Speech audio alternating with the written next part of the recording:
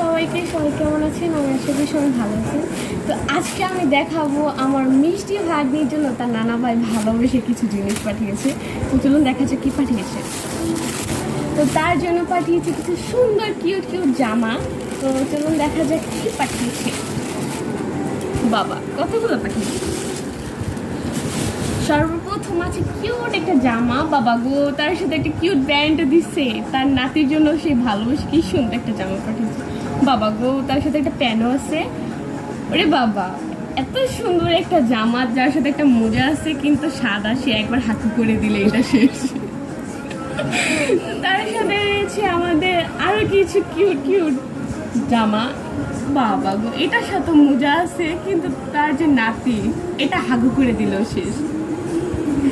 তার সাথে আছে আরেকটা জামা। ও বাবা গো, এই আবার পিঙ্ক পরি।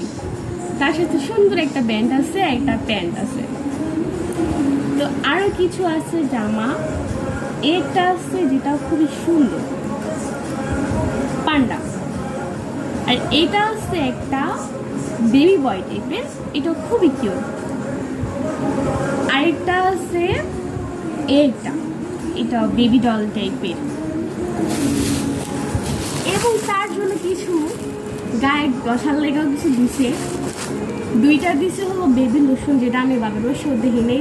তার নাতির প্রতি তার কি ভালোবাসা, দুইটা পাঠিয়ে দিচ্ছে। দুইটা বেবি অয়েল তার নাতিকে দেওয়ার জন্য, একটা বেবি পাউডার এবং এবং একটা এটাকে কি বলে, একটা শ্যাম্পু বেবিদের।